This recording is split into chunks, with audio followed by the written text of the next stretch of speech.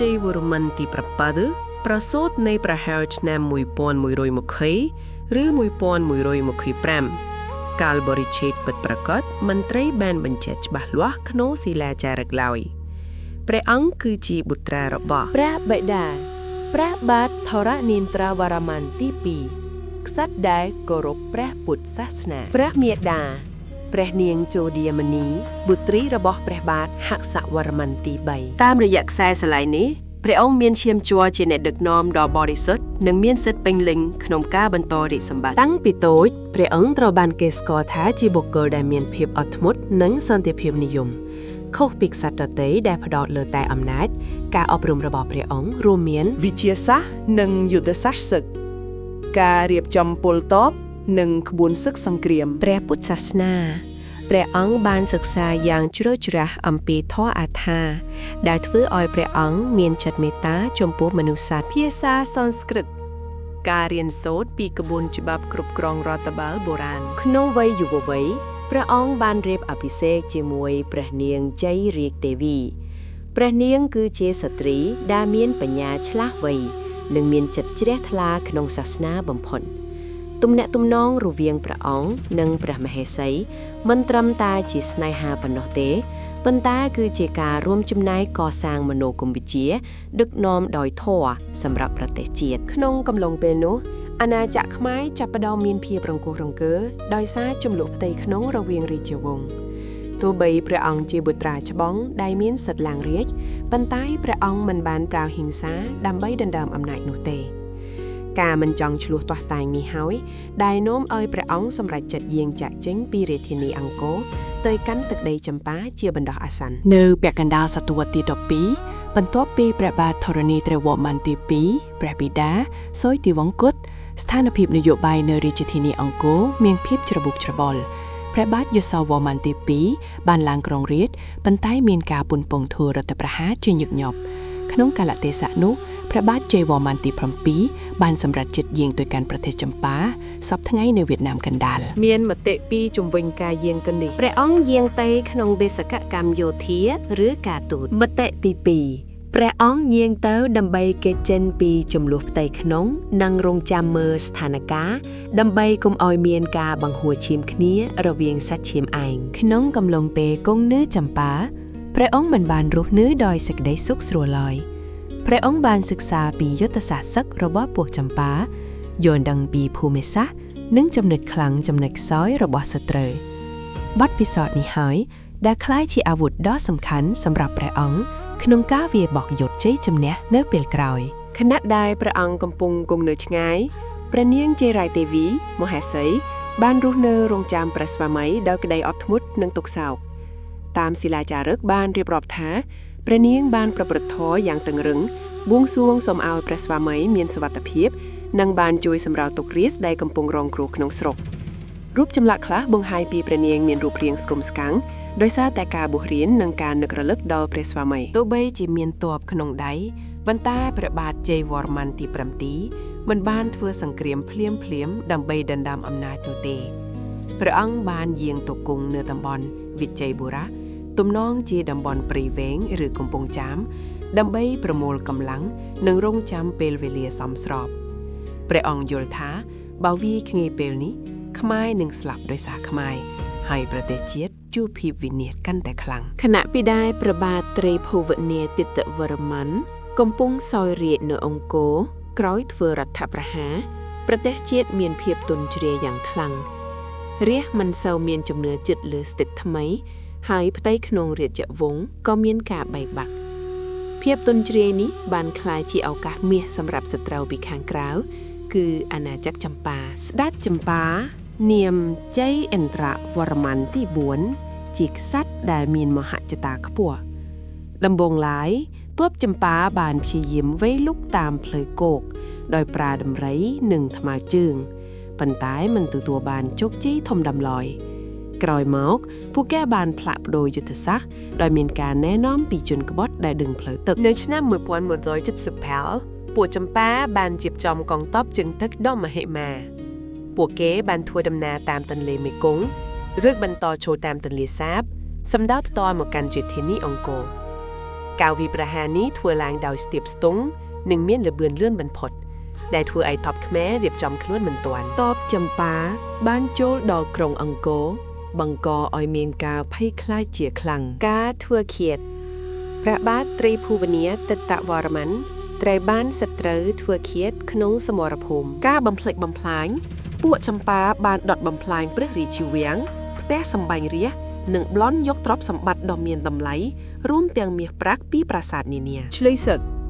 ប្រជារាស្ត្រខ្មែរជាច្រើនត្រូវបានចាប់ធ្វើជាឆ្លើយសឹកនិងជញ្ជូនទៅកាន់ស្រុកចម្ប៉ាក្នុងអំឡុងពេល4ឆ្នាំ1177-1181អាណាចក្រខ្មែរបានធ្លាក់ក្នុងស្ថានភាពគ្មានមេដឹកនាំនិងស្ថិតក្រោមការជិះជាន់របស់ទ័ពចម្ប៉ានេះគឺជាសម័យកាលដ៏វេទនាបំផុតដែលศิลาចារឹកបានពណ៌នាថាជាគ្រឿដែលផែនដីងួតស៊ូនស៊ុងនៅពេលឃើញមាតុភូមិត្រូវសត្រូវជន់ឈ្លីនិងរាសរងទុក្ខវេទនាហួសប្រមាណព្រះបាទជ័យវរ្ម័នទី7ដែលកំពុងសម្លំប្រមូលទ័ពនៅតំបន់ខាងកើតលែងអាចនៅស្ងៀមបានទៀតហើយព្រះអង្គបានប្រកាសក្តែងថាទោះត្រូវលះបង់ជីវិតក៏ត្រូវតែរំដោះអង្គរឲ្យបានក្រោយការដួលរលំនៃក្រុងអង្គរព្រះបាទជ័យវរ្ម័នទី7មិនបានចុះចាញ់ឡើយព្រះអង្គបានយាងទៅគ្រប់ទិសទីដើម្បីប្រមូលកងទ័ពដែលនៅសេសសល់និងយុវជនខ្មែរដែលឈឺចាប់នឹងការជិះជាន់របស់សត្រូវព្រះអង្គបានប្រើមេត្តាធម៌និងភាពជាអ្នកដឹកនាំដើម្បីបង្រួមចិត្តរះឲ្យក្លាយជាធ្លុងហួយដោយដឹងថាពួកចម្ប៉ាខ្លាំងខាងផ្លូវទឹកព្រះអង្គបានចាប់ផ្ដើមហ្វឹកហ្វឺនកងទ័ពជើងទឹកខ្មែរយ៉ាងសម្រិតសម្រាំង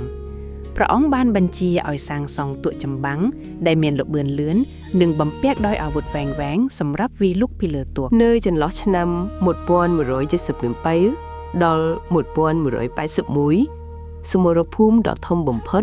បានកើតឡើងនៅលើផ្ទៃទឹកបឹងទន្លេសាបនេះគឺជាព្រឹត្តិការណ៍ប្រវត្តិសាស្ត្រដែលត្រូវបានចារឹកទុកយ៉ាងច្បាស់នៅលើជញ្ជាំងប្រាសាទបាយ័ននិងប្រាសាទបន្ទាយឆ្មាយុទ្ធសាស្ត្រខ្មែរ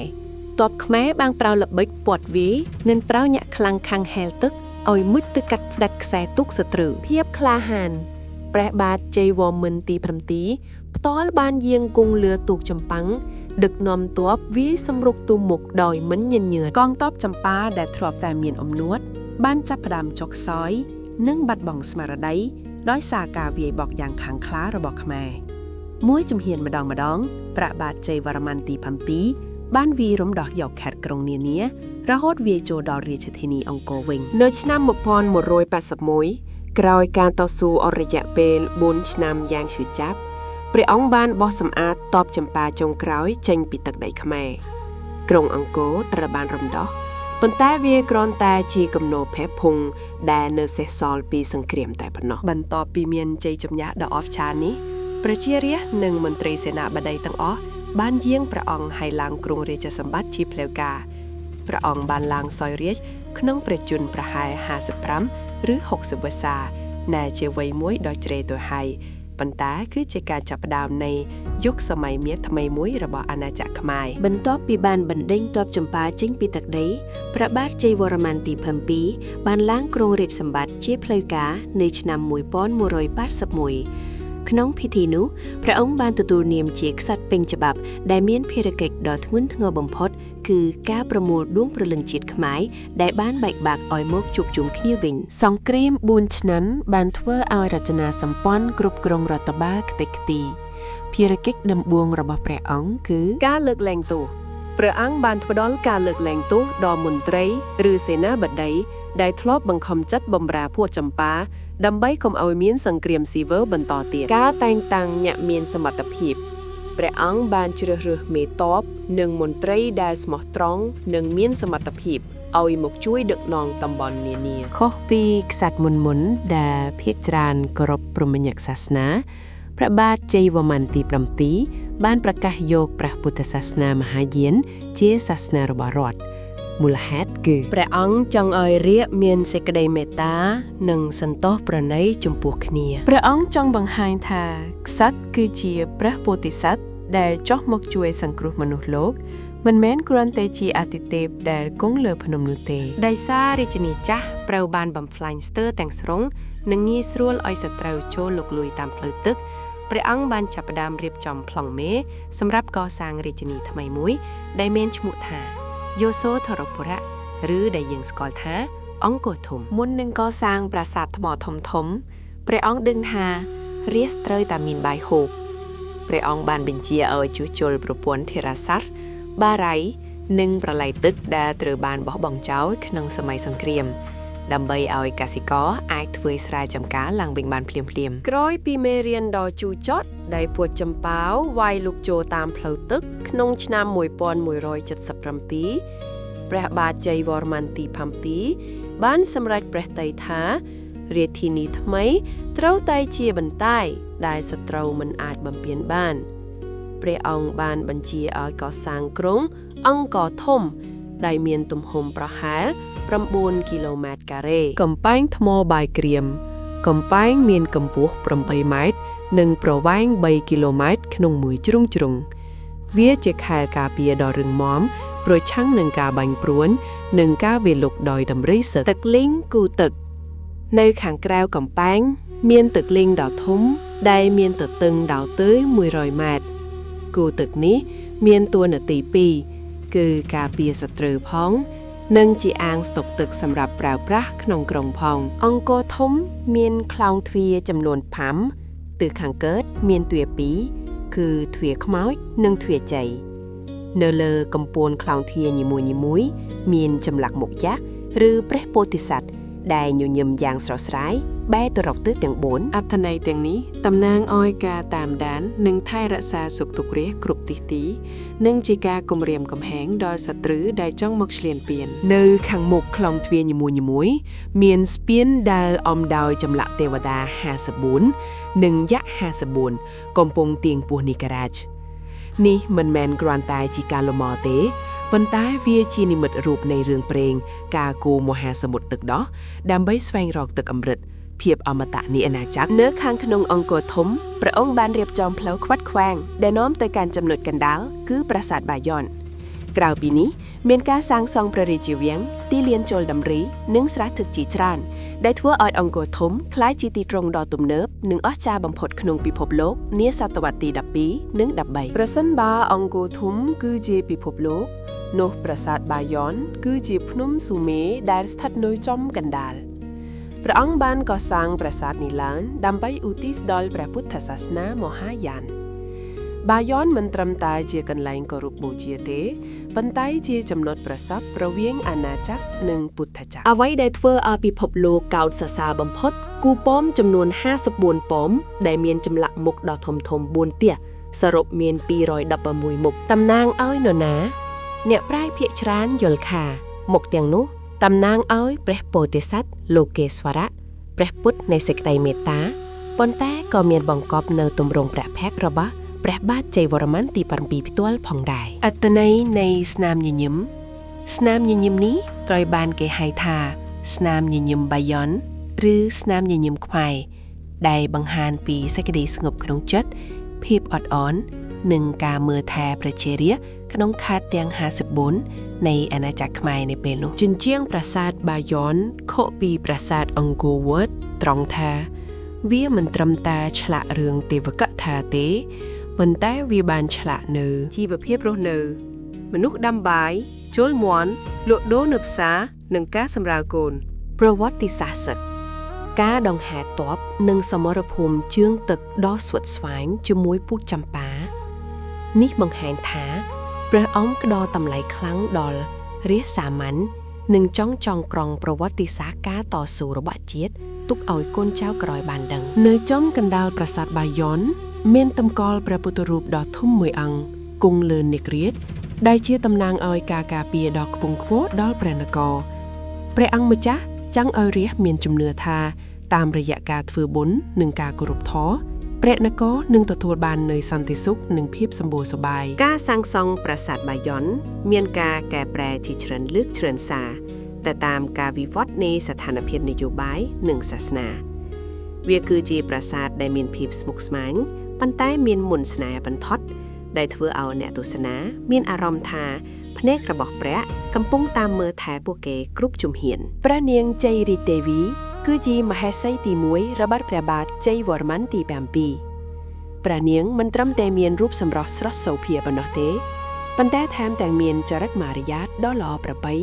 និងមានចំណេះដឹងខ្ពង់ខ្ពស់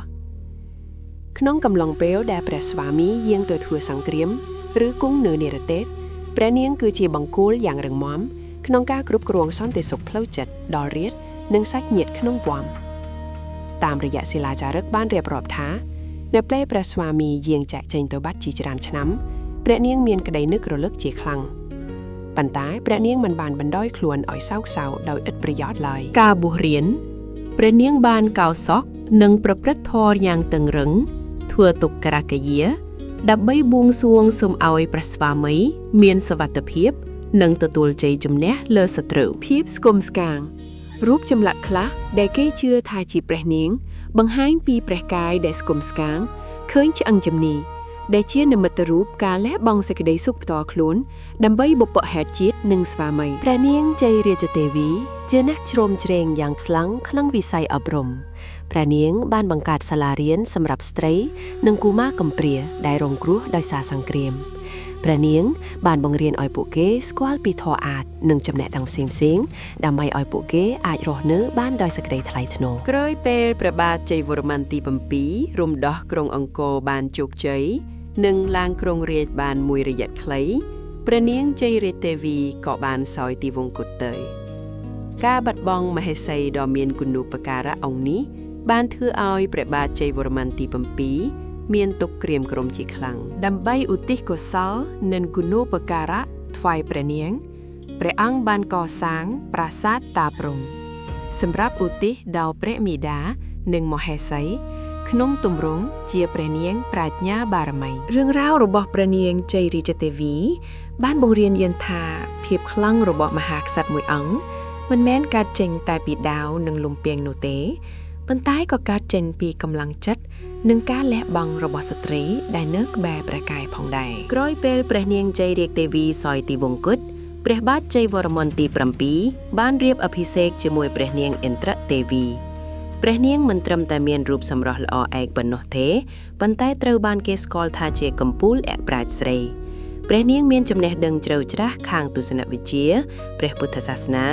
និងពូកែខាងភាសាសំស្ក្រឹតយ៉ាងខ្លាំងព្រះនាងឥន្ទ្រទេវីបានដើរតួនាទីយ៉ាងសំខាន់ក្នុងវិស័យអប់រំការបង្រៀនព្រះនាងបានយាងទៅបង្រៀនដោយផ្ទាល់នៅសាលាធំៗ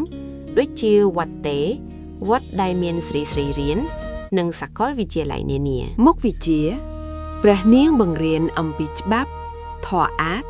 និងអក្សរសាស្ត្រដល់ស្ត្រីនិងបុរសដើម្បីពង្រឹងចំណេះដឹងរាស្ត្រឲ្យបានទូលំទូលាយសិលាចារឹកនៅប្រាសាទភិមានអាកាសដែលមានអត្ថន័យយ៉ាងពីរោះរណ្ដំនិងបង្ហាញពីប្រវត្តិសាស្ត្រច្បាស់លាស់ត្រូវបានគេជឿថាជាស្នាព្រះហស្ថរបស់ព្រះនាងឥន្ទ្រទេវីតាមរយៈកំណាព្យសំស្ក្រឹតទាំងនោះព្រះនាងបានរៀបរាប់ពីការតស៊ូរបស់ព្រះបាទជ័យវរ្ម័នទី7និងសេចក្តីល្អរបស់ព្រះនាងជ័យរាជទេវីក្រៅពីវិស័យអប់រំព្រះនាងក៏ជាទីប្រឹក្សាដ៏ជិតស្និទ្ធរបស់ព្រះបាទជ័យវរ្ម័នទី7ផងដែរព្រះនាងបានជួយជ្រោមជ្រែងព្រះអង្គក្នុងការរៀបចំគោលនយោបាយសង្គមនិងការលើកកម្ពស់សិទ្ធិស្ត្រីក្នុងសម័យអង្គរដែលធ្វើឲ្យរជ្ជកាលនេះមានតុល្យភាពទាំងអំណាចទ័ពនិងអំណាចបញ្ញាដើម្បីរំលឹកដល់អនុស្សាវរីយ៍និងសេចក្តីល្អរបស់ប្អូនស្រីព្រះនាងជ័យរាជទេវីព្រះនាងឥន្ទ្រទេវីបានស្នើឲ្យព្រះរាជាកសាងរូបបដិមាតំណាងឲ្យព្រះនាងប្រាជ្ញាបរមីដែលមានភស្តុតាងនៅតាមប្រាសាទនានារួមទាំងប្រាសាទព្រះខ័នផងដែរព្រះបាទជ័យវរ្ម័នទី7បានបន្សល់ទុកនៅទស្សនវិជ្ជាដ៏ល្បីៗមួយដែលត្រូវបានចារលើសិលាចារឹកមន្ទីរពេទ្យថាទុក្ខសោករបស់ប្រជារាស្ត្រគឺជាទុក្ខសោករបស់ព្រះរាជាហើយវាឈឺចាប់ជាងទុក្ខសោកផ្ទាល់ខ្លួនរបស់ព្រះអង្គទៅទៀតឃ្លានេះបង្ហាញថាព្រះអង្គមិនមែនគ្រាន់តែជាអ្នកគ្រប់គ្រងទឹកដីទេប៉ុន្តែជាឪពុកដែលមើលថែកូនចៅដើម្បីព្យាបាលរាស្ត្រដែលរងគ្រោះពីសង្គ្រាមនិងជំងឺដង្កាត់ព្រះអង្គបានបញ្ជាឲ្យកសាងមន្ទីរពេទ្យចំនួន102នៅទូទាំងអាណាចក្ររចនាសម្ព័ន្ធមន្ទីរពេទ្យនីមួយៗមានគ្រូពេទ្យជំនួយការអ្នកផ្សំថ្នាំនិងអ្នកបោះសម្អាតឱសថបុរាណ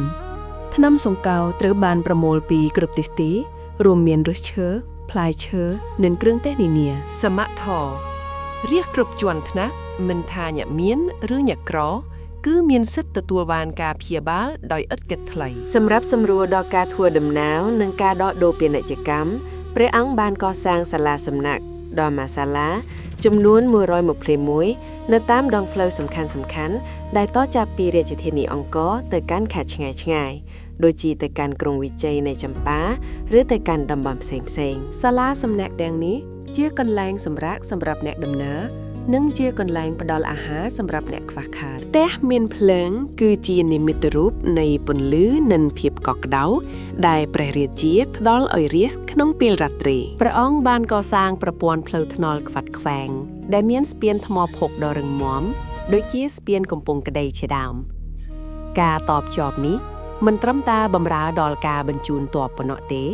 ប៉ុន្តែគឺជាសរសៃឈាមសេដ្ឋកិច្ចដែលធ្វើឲ្យរាស្ត្រងាយស្រួលធ្វើដំណើរលក់ដូរនិងជួបជុំគ្នាការយកចិត្តទុកដាក់លើសុខភាពនិងការធ្វើដំណើរនេះបានធ្វើឲ្យប្រជារាស្ត្រស្រឡាញ់និងគោរពព្រះអង្គខ្លាំងបំផុតវាបានបង្កើតនូវសាមគ្គីភាពជាតិដ៏រឹងមាំ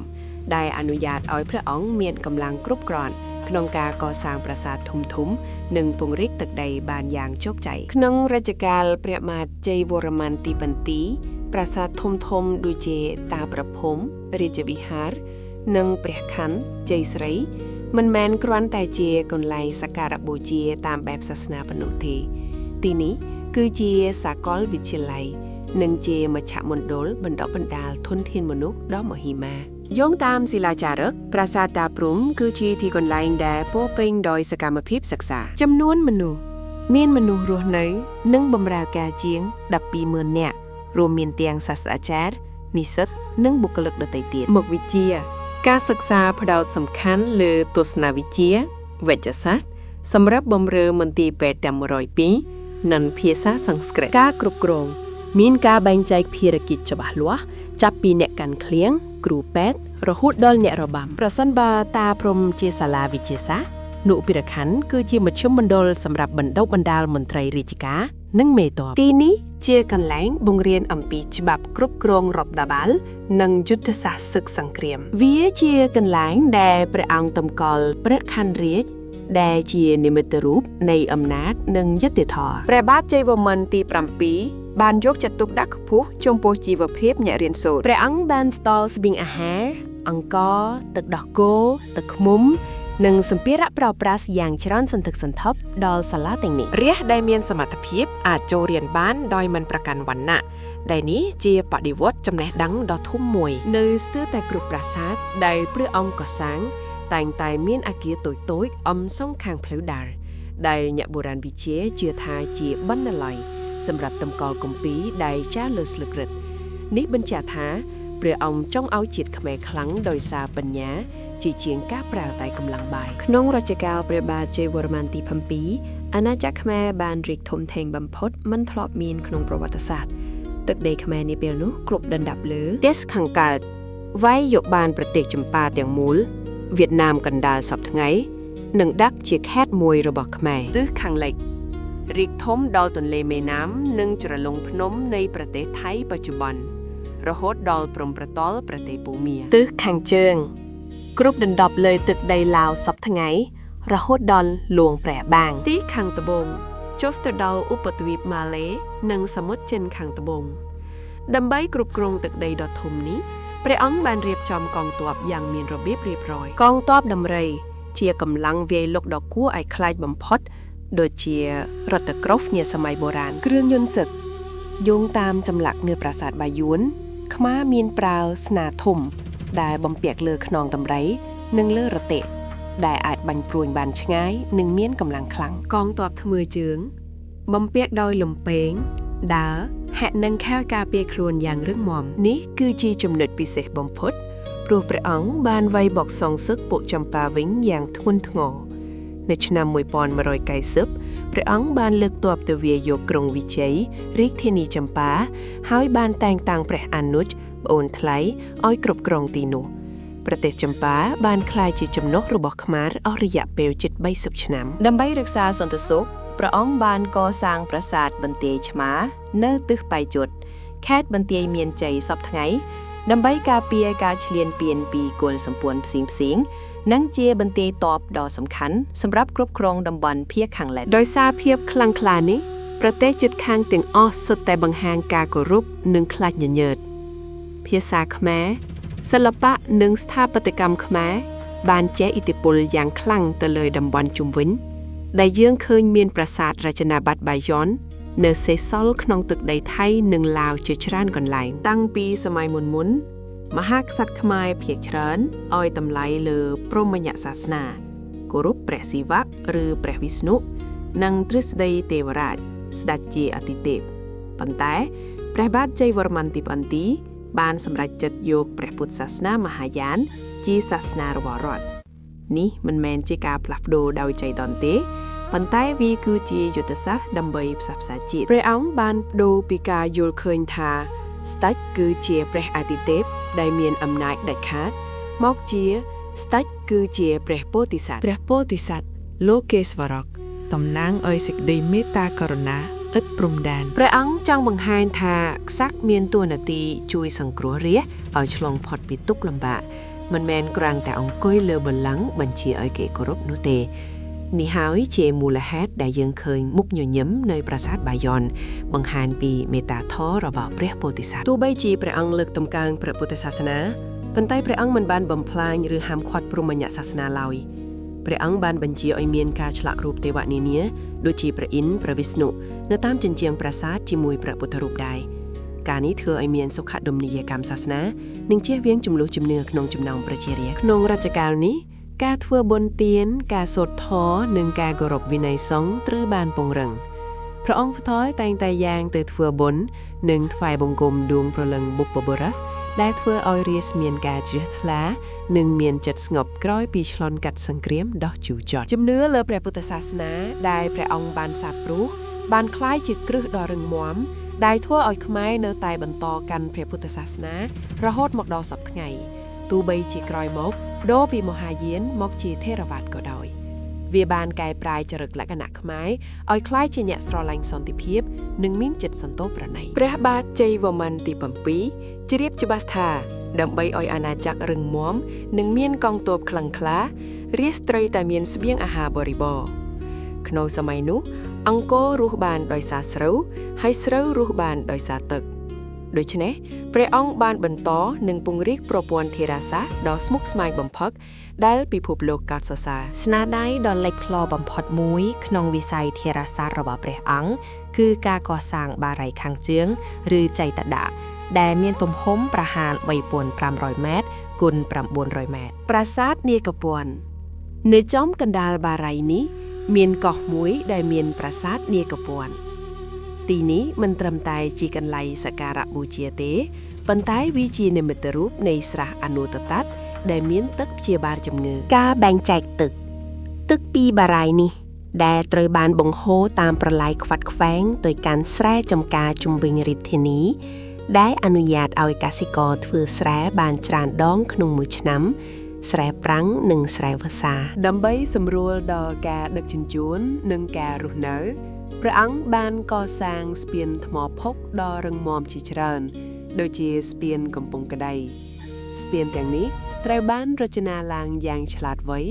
ដោយមានចន្លោះឲ្យទឹកហូរឆ្លងកាត់បានយ៉ាងស្រួលដើម្បីបង្ការគ្រោះទឹកជំនន់នៅរដូវវស្សានិងរក្សាទឹកទុកនៅរដូវប្រាំងដោយសារការគ្រប់គ្រងទឹកបានល្អអាណាចក្រខ្មែរអាចចិញ្ចឹមប្រជាជនរាប់លាននាក់នៅក្នុងនិងជុំវិញក្រុងអង្គរធំព្រះអង្គមានស្បៀងគ្រប់គ្រាន់សម្រាប់ផ្គត់ផ្គង់កងទ័ពរាប់សែននាក់ក្នុងការចេញទៅចម្បាំងពង្រាយទឹកដីឆ្ងាយៗរាស្ត្រមានពេលទំនេរពីការងារស្រែចម្ការដើម្បីមកជួយកសាងប្រាសាទថ្មដ៏មហិមាថ្វាយព្រះអង្គប្រឡាយនិងបារាយមួយចំនួនដែលព្រះអង្គបានកសាងឬជួសជុលនៅតែដើរតួនាទីយ៉ាងសំខាន់ក្នុងការរក្សាតុល្យភាពទឹកនៅតំបន់អង្គររហូតមកដល់បច្ចុប្បន្នវាជាភស្តុតាងដែលបង្ហាញថាខ្មែរសម័យនោះគឺជាម្ចាស់លើទឹកព្រះបាទជ័យវរ្ម័នទី 7 បានសោយរាជ្យអស់រយៈពេលយ៉ាងយូរប្រហែលពីឆ្នាំ 1181 ដល់ 1218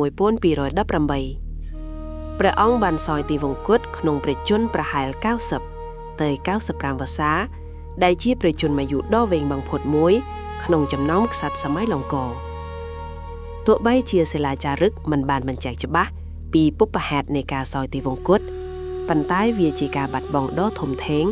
ដែលធ្វើឲ្យអាណាចក្រទាំងមូលមានទុក្ខក្រៀមក្រំជាខ្លាំង ក្រោយពេលសោយទីវង្គតព្រះអង្គទទួលព្រះនាមសម្រាប់បូជាថាមហាបរមសោគតដែលមានន័យថាព្រះពុទ្ធដ៏ខ្ពង់ខ្ពស់បំផុតនេះសកបញ្ជាក់ថាប្រជារាស្ត្រនិងអ្នកបន្តវេនបានចាត់ទុកព្រះអង្គជាព្រះពុទ្ធដែលបានយាងមកត្រាស់ដឹងនិងជួយសង្គ្រោះមនុស្សលោក រូបបដិមារបស់ព្រះអង្គដែលត្រូវបានរកឃើញនៅប្រាសាទធីមានអាកាសបង្ហាញពីអង្គព្រះមហាក្សត្រដែលកំពុងថ្មិចព្រះនេត្រតាំងសមាធិយ៉ាងស្ងប់សុខនេះគឺជានិមិត្តរូបនៃសន្តិភាពខាងផ្លូវចិត្តនិងការលះបង់នូវអាឃាតទាំងពួងក្នុងរូបនោះព្រះអង្គមិនបានគ្រងអលង្ការមាសពេជ្រអ្វីឡើយដែលបង្ហាញពីភាពសាមញ្ញនិងធម៌វិន័យខ្ពស់បំផុតបន្ទាប់ពីព្រះអង្គយាងទៅអាណាចក្រអង្គរចាប់ផ្ដើមមានការប្រែប្រួលសាសនាព្រាហ្មណ៍បានត្រឡប់មកមានឥទ្ធិពលវិញមួយរយៈពេលខ្លីសម័យព្រះបាទជ័យវរ្ម័នទី8ដែលបណ្ដាលឲ្យមានការដេញដីនិងកំទេចរូបព្រះពុទ្ធនៅតាមប្រាសាទនានាទោះជាយ៉ាងណាក៏ដោយស្មារតីមេត្តាធម៌ដែលព្រះអង្គបានសាបព្រោះបានចាក់ឫសជ្រៅទៅក្នុងចិត្តរាស្ត្រខ្មែរទៅហើយមរតករបស់ព្រះបាទជ័យវរ្ម័នទី2មិនមែនមានត្រឹមតែប្រាសាទបាយ័នតាព្រហ្មឬអង្គរធំនោះទេប៉ុន្តែគឺមោទនភាពជាតិព្រះអង្គបានបង្ហាញថាខ្មែរអាចងើបឈរឡើងវិញពីគំនរផេះផុងនៃសង្គ្រាមតម្លៃមនុស្សធម៌គោលការណ៍កសាងមន្ទីរពេទ្យនិងសាលារៀនសម្រាប់រាស្ត្រអត្តសញ្ញាណស្នាមញញឹមបាយ័នបានក្លាយជាអត្តសញ្ញាណជាតិខ្មែរដែលពិភពលោកស្គាល់និងគោរពកោតសរសើររហូតដល់សព្វថ្ងៃសេចក្តីសន្និដ្ឋានព្រះបាទជ័យវរ្ម័នទី7គឺជាតួអង្គដែលបង្រួបរวมនៅអំណាចបញ្ញានិងមេត្តាធម៌ព្រះអង្គបានបង្រៀនយើងថាការឈ្នះសត្រូវដ៏អស្ចារ្យបំផុតមិនមែនត្រឹមតែការវាយកទឹកដីនោះទេប៉ុន្តែគឺការឈ្នះចិត្តមនុស្សនិងការកសាងសន្តិភាពយូរអង្វែងចប់ដោយបរិបូរណ៍តាមរយៈខ្សែជីវិតនិងស្នេហ៍ព្រះហស្ថដ៏មហិមារបស់ព្រះបាទជ័យវរ្ម័នទី7យើងអាចដកស្រង់នូវសារអប់រំនិងមេរៀនជីវិតយ៉ាងជ្រាលជ្រៅសម្រាប់យកមកអនុវត្តក្នុងជីវិតរស់នៅសប្តាហ៍ថ្ងៃបានដូចខាងក្រោមថ្ងៃសក្តារទី2ថ្លៃឆ្នាំ2000មកលីមូលីមជ្ឈមណ្ឌលសេដ្ឋកិច្ចភាពទៅកាន់ម៉ាឡេស៊ីភាពអត់ធ្មត់និងការរងចាំឱកាសទោះបីជាព្រះអង្គមានសិទ្ធិឡើងគ្រងរាជ្យនិងមានសមត្ថភាពយោធាក៏ដោយក៏ព្រះអង្គមិនបានប្រើហិង្សាដើម្បីដណ្ដើមអំណាចពីសាច់ឈាមឯងឡើយព្រះអង្គសុខចិត្តរងចាំរហូតដល់ពេលវេលាសមស្របទើបចេញមកសង្គ្រោះជាតិសារអប់រំការប្រញាប់ប្រញាល់តាមមហិច្ឆតាអាចនាំមកនូវវិនិស្សកម្មប៉ុន្តែភាពអត់ធ្មត់និងការរងចាំពេលវេលាដ៏ល្អនឹងនាំមកនូវជ័យជំនះដ៏រឹងមាំ 2. សន្តោសប្រណីនិងការផ្សះផ្សា Compassion and Reconciliation ក្រោយសង្គ្រាមរំដោះជាតិព្រះអង្គមិនបានសងសឹកមន្ត្រីដែលធ្លាប់ចោះចូលនឹងសត្រូវឡើយតែបែរជាផ្ដល់ឱកាសឲ្យពួកគេចូលរួមសាងសង់ជាតិឡើងវិញព្រះអង្គប្រើមេត្តាធម៌ជាជាងអាវុធដើម្បីបង្រួមរួមចិត្តមនុស្សសារអប់រំការគុំគួនមិនអាចបញ្ចប់បញ្ហាបានឡើយមានតែការអត់អូននិងការផ្ដល់ឱកាសទេ